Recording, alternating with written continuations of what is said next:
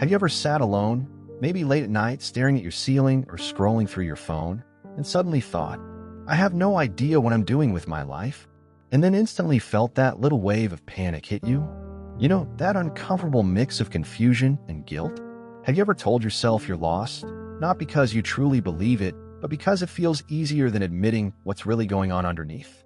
Like maybe deep down you actually do know what you want, or at least the direction you should be moving in, but saying it out loud makes it real, and that reality feels heavy. Let me ask you this. How many choices in your life have you postponed? Not because you lacked options, but because every option came with consequences, and you weren't sure you were ready to face any of them. And think about the last time you said, I'm confused, or I don't know what to do. Did you really not know? Or did you just not want to deal with the pressure of choosing? Because let's be honest, sometimes saying I'm lost feels like the safer story. It removes responsibility. It buys you time. It keeps people from expecting anything from you. But what if the real reason you feel stuck isn't confusion at all, but fear? Fear of failure. Fear of wasting years. Fear of going all in and still falling short. Fear of looking stupid. Fear of being judged by people who aren't even thinking about you as much as you think they are. And here's the question that hits the hardest. What if you're not actually drifting with no direction? What if you've been standing still because the path you secretly want to take is the one that scares you the most? You know, the funny thing about feeling lost is that it doesn't hit us out of nowhere. It's not like you wake up one morning and suddenly forget who you are. It builds slowly, quietly, almost invisibly. It starts with small insecurities, tiny doubts you don't even notice at first. Maybe it's seeing someone your age doing better and suddenly wondering if you've wasted time. Maybe it's hearing a friend talk about their plans, their goals, their progress, and you nod along, but inside you're thinking, why don't I have that clarity? Or maybe it's that moment when you catch yourself comparing your life to some random person online and feeling this sudden punch in your chest because you thought you'd be further by now. And the worst part, you don't even tell anyone. You just carry it, quietly, pretending you're okay, pretending you're figuring it out, pretending you're just taking your time. But deep down, there's this heaviness, this fear that maybe you're falling behind, that maybe you're running out of chances, that maybe everyone else is moving while you're stuck in the same place. And you start to believe that this feeling, this heaviness, must mean you're lost. But what if it's something else? What if it's not that you don't know where to go, but that you're terrified of going there? Think about how often fear hides behind perfectionism. You don't start something because you want it to be right or secure or planned, but underneath that, it's really just fear of messing up. Or how fear hides behind overthinking. You analyze every angle, every possibility, until you're too exhausted to act. And without realizing it, fear turns into this fog that makes everything look unclear. It convinces you that you don't have direction, when really, you're just scared of choosing one. And let's be honest, the fear isn't just about failing, is it? Sometimes it's fear of succeeding, fear of responsibility, fear of changing your life and not being able to go back, fear of starting over, fear of hearing people say, I told you so, if it doesn't work out, fear of wasting years on something that might break your heart, fear of discovering that maybe you're not as capable as you hoped. When you really look at it, the idea of being lost isn't the real problem, it's the shield. The story you tell yourself so you don't have to confront all the things you're scared to admit. And that's why you feel stuck. Not because you can't find the path, but because fear is blocking the view. Let's be brutally honest for a moment. How many times have you said, I don't know what I want, when deep down, you actually had an idea? Maybe not a perfect plan, maybe not a detailed roadmap, but at least a direction, a feeling, a pull, an instinct. But instead of admitting it, you shrugged it off and told yourself you were confused.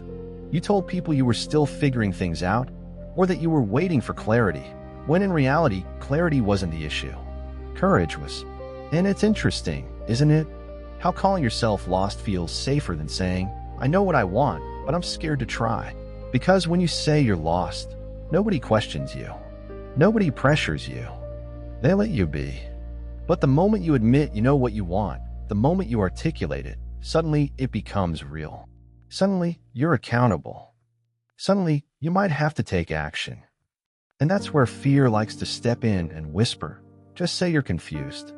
It's easier, but think about your own life. Think about the last few years. Think about the choices you avoided, the opportunities you watched pass by, the ideas you pushed away not because they were wrong, but because going after them felt risky. Maybe you wanted to switch careers, but the thought of starting over scared you. Maybe you wanted to end a relationship, but the idea of being alone felt worse. Maybe you wanted to pursue something creative, but you feared people wouldn't take you seriously. Maybe you wanted to take a leap, but the ground looked too far below. And instead of saying, "I'm afraid," you softened it into, "I don't know what to do," because confusion feels innocent. It feels neutral. Fear feels like a flaw. Fear feels like something's wrong with you. But here's the truth no one really talks about. Confusion is rarely confusion. It's the mind trying to protect you from the discomfort of admitting what you already know. And once you see that, once you understand that the sentence, "I don't know what I want," is often a shield, you start to realize that maybe, just maybe, you've known more than you've allowed yourself to believe. And isn't it strange how the moment you even get close to acknowledging what you truly want, fear shows up immediately?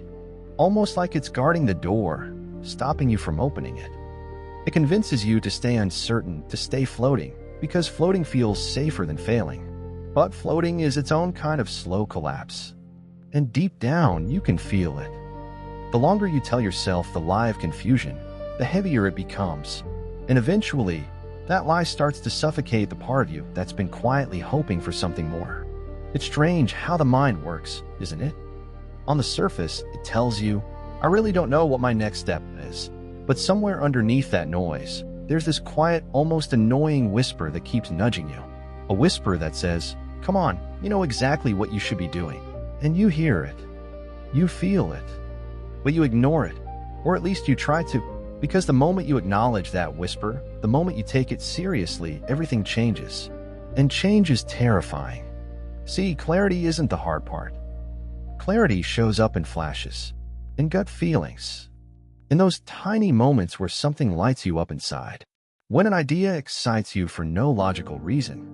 When a certain lifestyle feels right. When a path attracts you even though it scares you. That's clarity. It's already there. It always has been. The real problem is that fear doesn't let you trust it. Fear convinces you that your instincts are dangerous. Fear tells you that choosing is risky and staying uncertain is responsible. Fear creates this fog, not because you lack direction, but because if you could see clearly, you'd feel obligated to move.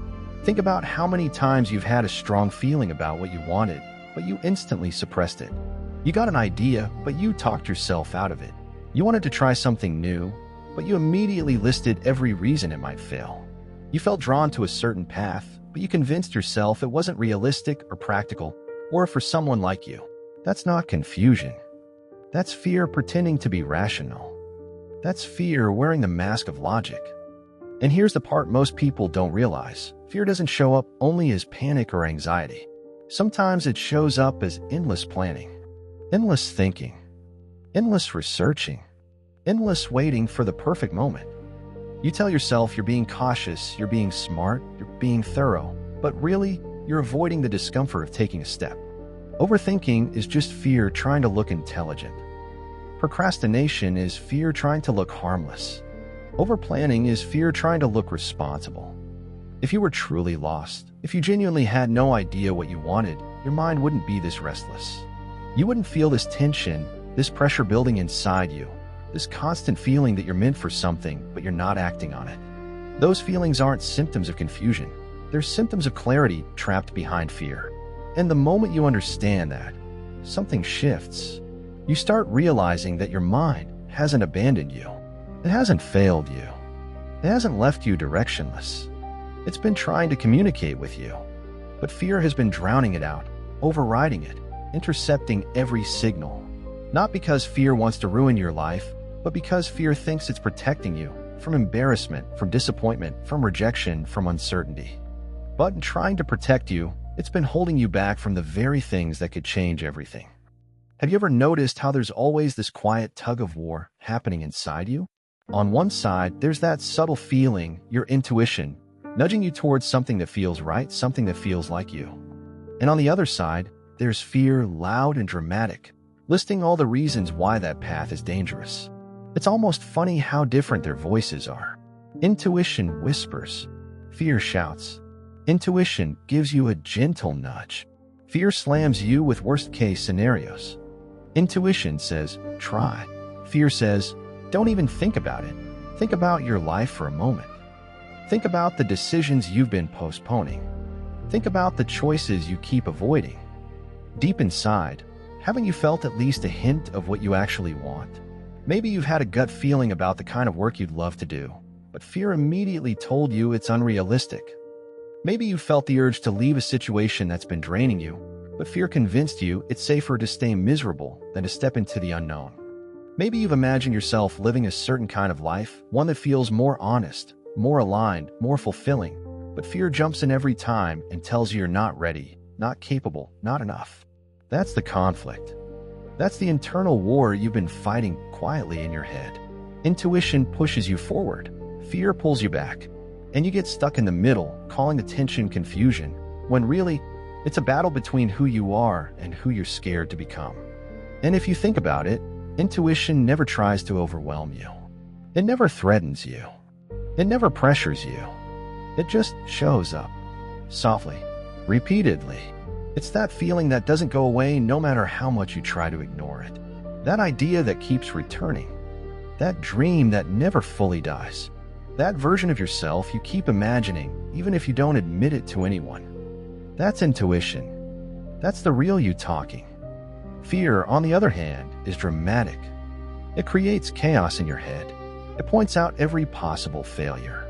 It magnifies every weakness.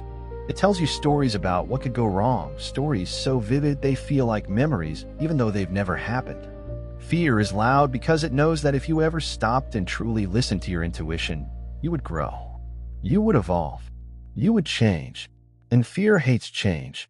And the crazy part, fear isn't your enemy. Fear thinks it's helping. It thinks it's protecting you from heartbreak, humiliation, risk, loss, and disappointment. But in doing so, it also protects you from growth, opportunity, connection, meaning, and the life you're capable of living. This internal conflict is why people stay in jobs they hate. It's why they stay in relationships they've outgrown. It's why they don't chase ideas, start passions, or take risks that could transform everything. They're not lost. They're torn between the quiet truth within them and the loud fear that surrounds it. Torn between the life they secretly want and the life that feels safe. And the longer this internal war goes on, the more drained you become. Because you're constantly negotiating with yourself, constantly arguing with your own mind, constantly living in the tension between desire and fear. No wonder people feel stuck. Your brain is exhausted from fighting itself. But here's the important part. Recognizing this conflict is the first step out of it. Because once you see that you're not confused, you're conflicted, you start to realize that one of those voices is actually telling the truth, and it's not the loud one. At some point, you have to ask yourself a brutally honest question. Is it really that I don't know where my life is going, or am I just terrified of where it might lead? And that question hits hard because you can't hide from it. Not anymore. Because the truth, the uncomfortable truth most people spend years avoiding, is that feeling lost is often just fear in disguise. Not knowing what you want is often just a softer way of saying, I'm scared to want something I might fail at. And being stuck isn't some mysterious life phase. It's the natural outcome of constantly choosing safety over possibility. Let that sink in for a second. Think about how many times you've told yourself, I'm just figuring things out, when really, you were waiting for fear to magically disappear. Think about how many dreams you've shelved because the thought of trying and potentially failing felt worse than the idea of never trying at all. Think about how many times you've convinced yourself you didn't care that much, just so you wouldn't have to face the vulnerability of admitting you cared deeply. That's not being lost. That's being afraid. And here's where the breakthrough happens. The moment you admit to yourself, I'm scared, everything changes. Because now you're dealing with the real problem. You're no longer fighting the fog of confusion. You're facing the actual obstacle. Fear. Raw, human, universal fear. Fear of embarrassment. Fear of judgment.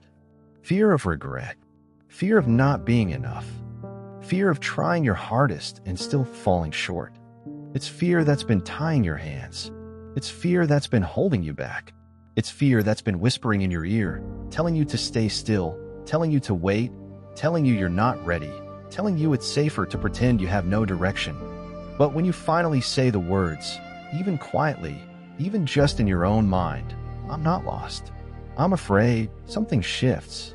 Because now you're not fighting the unknown. You're fighting something real. And anything real can be confronted. Anything real can be understood. Anything real can be overcome. The fog lifts because you're no longer giving fear the power of invisibility. You're calling it out. You're seeing it clearly for what it is. And the crazy thing, when you face fear directly, it often shrinks. It loses its drama. It loses its exaggeration. It loses the control it had over you. You start to realize that fear doesn't mean stop. It means something matters. It means you're standing at the doorway of growth, not the edge of danger. It means you're close to something important. And suddenly, the story you've been telling yourself, that you're lost, that you're directionless, that you don't know what you want, starts to fall apart. Because underneath that story, there's always been a truth waiting for you to acknowledge it. You do know, you've always known. You were just afraid to let that truth shape your life. When you peel back the layers, when you really sit with your fears instead of running from them, you start to notice something surprising. Fear isn't random. It's not chaos. It's targeted. It's precise. It's been protecting you from very specific things you've probably never admitted out loud. Fear has been shielding you from the possibility of failure, yes, but even more than that, it's been trying to protect you from the emotional weight that comes with trying. Because trying means exposing yourself. Trying means putting your heart on the line. Trying means risking disappointment. And fear knows that disappointment leaves deeper scars than confusion ever will. Think about it. Confusion keeps you safe. If you don't know what to do, people don't expect anything from you. If you say you're still finding yourself, nobody blames you for not making progress. If you don't choose a path, you can't be judged for where it leads. Confusion is comfortable. Confusion is neutral. Confusion doesn't hurt.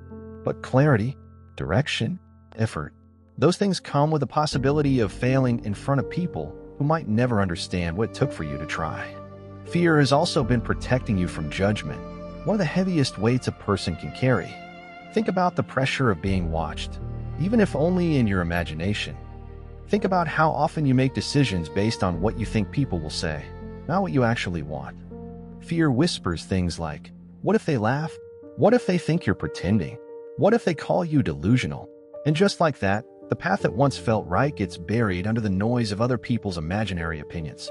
Fear shields you from that embarrassment by convincing you to stay quiet, stay small, stay hidden.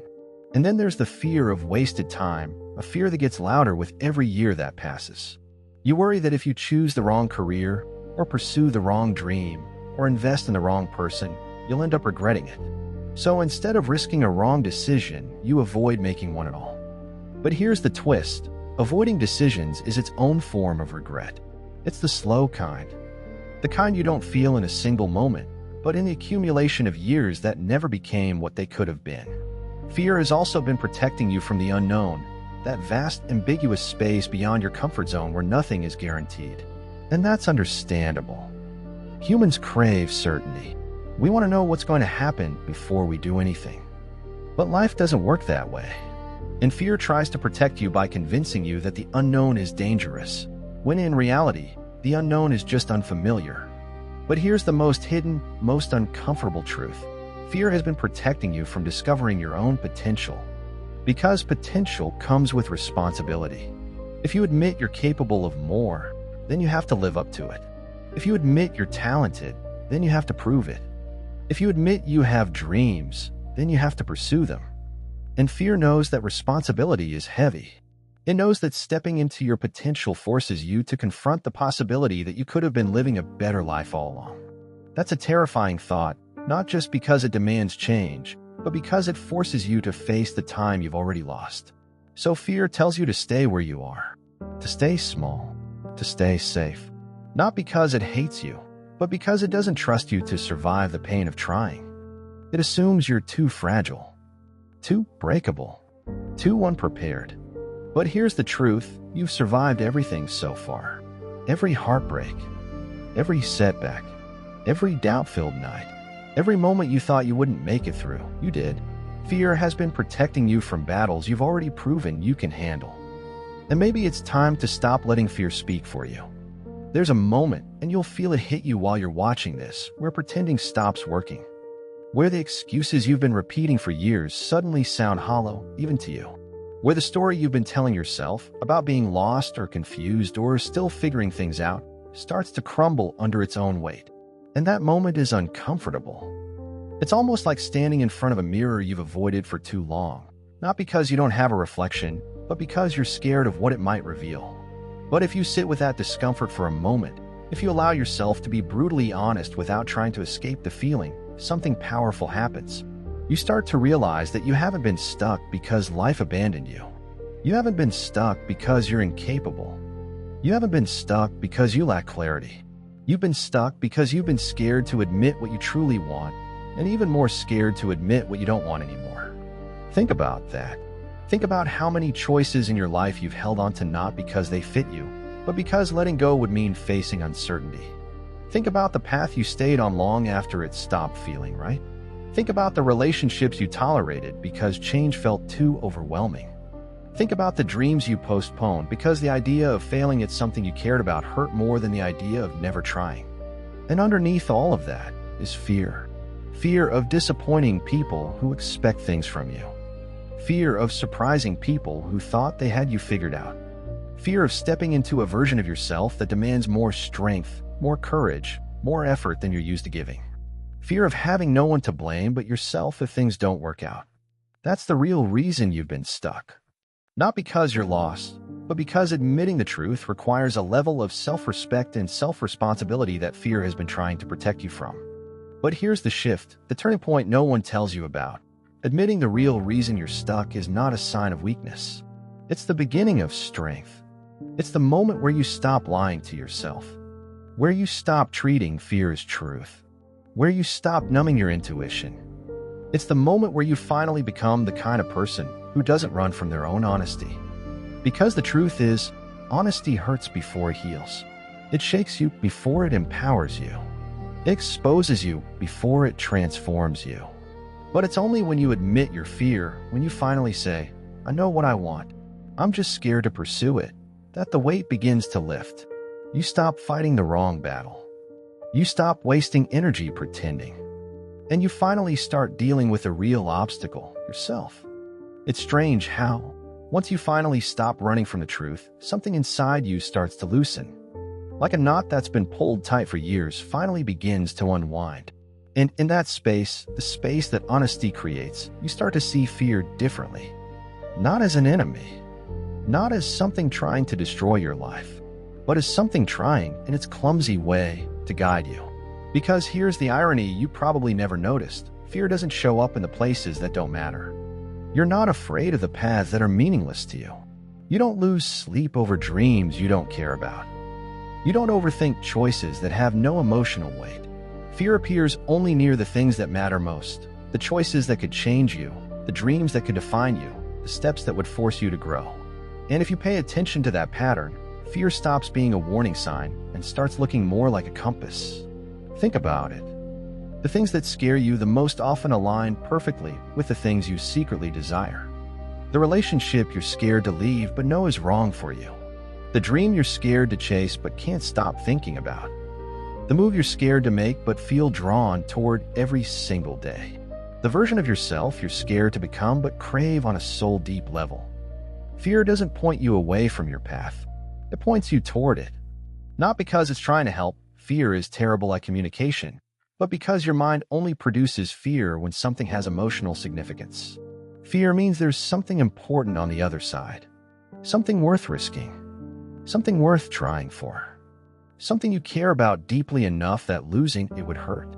And yes, that's exactly why fear shows up so intensely. Because the stakes feel high. Because the outcome is uncertain.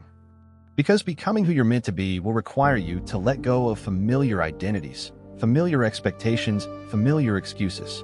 And fear knows that letting go of the old version of yourself feels like a kind of death. But every transformation does. The beautiful thing is this. Once you start seeing fear as information instead of intimidation, everything shifts. You stop fighting it. You stop letting it paralyze you. You treat it like a signpost, a messy, emotional signpost that says, there's something here for you. Something meaningful. Something real. And suddenly, all those things you thought were proof that you were lost, the anxiety, the overthinking, the hesitation, the what-ifs, the pressure in your chest, start to look like proof that you're actually closer to your path than you realized. Those emotions don't show up when you're lost. They show up when you're standing at the doorway of something important. So imagine this. Instead of asking, why am I scared? Try asking, why does this matter to me? Instead of saying, I don't know what I want, try saying, what am I afraid to admit I want? Instead of fighting fear, try listening to it, not obeying it, but learning from it. Because fear is the compass. Intuition is the map. And clarity is what emerges when you finally stop running from both. One of the biggest lies fear ever told you is that you need to have everything figured out before you start. That you need a detailed plan. That you need absolute clarity. That you need confidence, certainty, validation, a sign, guarantee. But think about it. Has any major turning point in your life ever come with absolute certainty? Has any meaningful decision arrived with perfect clarity? Probably not. Most of the important moments in your life started with uncertainty, with discomfort, with a shaky voice and an anxious heart. The truth is this: clarity doesn't come first. Action does. You don't think your way into confidence. You earn it by moving. You don't wait your way into direction. You discover it by taking steps, even tiny ones. You don't sit around until everything feels safe. You learn to move even when it feels scary. That's how life works. That's how growth works. That's how every story of transformation begins, not with certainty, but with courage in the absence of it. And maybe no one ever told you this, but it's okay if your first step is small. It's okay if it feels messy. It's okay if you don't know exactly where it leads. You're not supposed to. That's the part fear conveniently forgets to mention. Nobody knows the full path. Nobody has their life perfectly mapped out. Even the people who look like they have everything together are improvising most of the time. What separates people who move forward from people who stay stuck isn't clarity, it's willingness. The willingness to try. The willingness to learn. The willingness to be uncomfortable. The willingness to be a beginner.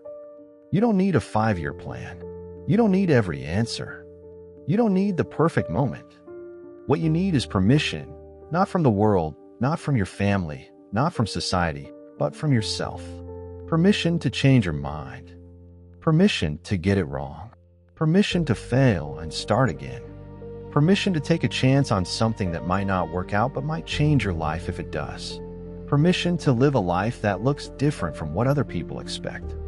And here's something important. You don't overcome fear by waiting for it to disappear. You overcome fear by walking with it. Bringing it with you. Saying, yeah, I'm scared, but I'm doing this anyway. That's how fear loses its power. Not because it vanishes, but because you stop letting it make your decisions. So if you feel stuck right now, if you feel behind, if you feel lost, I want you to consider something. Maybe you're not at a dead end. Maybe you're at a beginning. Maybe the discomfort you feel is not a sign of confusion, but a sign of transition. Maybe the fear you've been avoiding is the exact signal you've been waiting for. You don't need certainty to begin. You need honesty, intention, and the courage to take one step, just one. Because once you take that step, once you break the pattern of waiting, something happens. The fog lifts a little. The path gets a bit clearer. The anxiety loosens.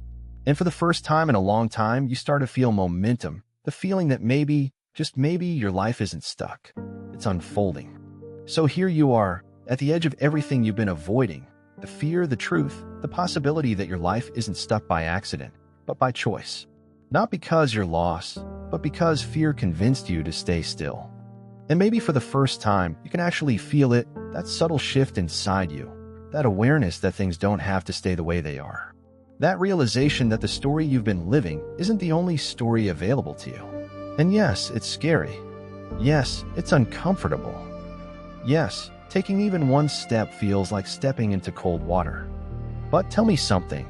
What's the alternative? Another year of saying you're confused? Another year of pretending you don't care? Another year of watching your potential sit on a shelf collecting dust? You know what hurts more than failure? Regret. You know what's heavier than fear? The weight of knowing you could have changed your life but didn't. And you know what's worse than not being ready? Letting not ready become your identity. You spent so long waiting for clarity, waiting for motivation, waiting for permission, but deep down, you already know that waiting hasn't saved you. It's only stalled you. And here's the truth, the kind of truth that stays with you long after the video ends. Your mind already knows the direction. It always has. You've just been too afraid to trust it, too afraid to admit it, too afraid to give it a chance. But fear doesn't get to write the ending. Fear doesn't get to decide who you become. Fear doesn't get the last word. You do. And maybe today is the first day you finally say it out loud. I'm not lost.